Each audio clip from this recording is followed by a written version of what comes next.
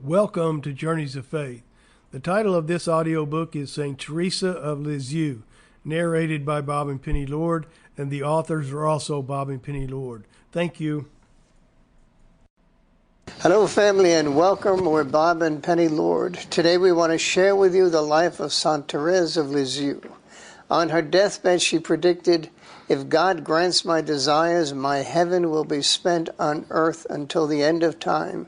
Yes, I will spend my heaven doing good on earth. I will return. I will come down." St. Therese is one of the most powerful saints of the 20th century. We have never prayed for the intercession of another saint who lived so close to our time.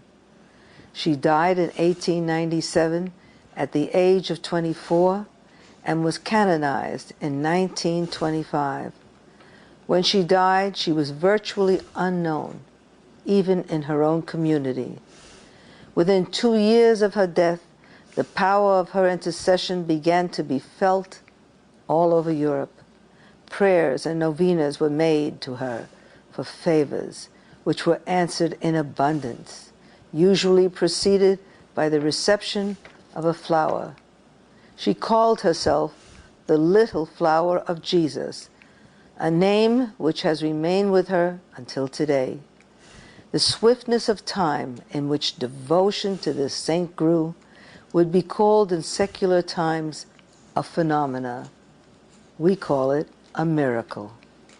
On March the 15th, 1907, Pope St. Pius X, in a private conversation, called her the greatest saint of modern times.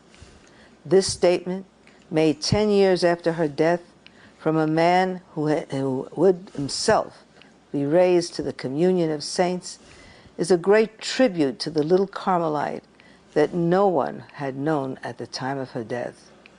A year later in the Vatican, the prefect of the Congregation of Rites, Cardinal Vico, stated, "We must lose no time in crowning the little saint with glory if we do not want the voice of the people to anticipate us."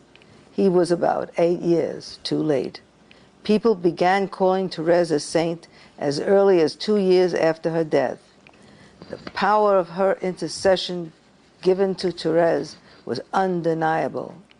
Truly, her prophecy made towards the end of her life, "God will have to do my will in heaven because I have never done my own will on earth," was coming about. Within a short 28 years after her death, in 1925. Sample complete. Ready to continue?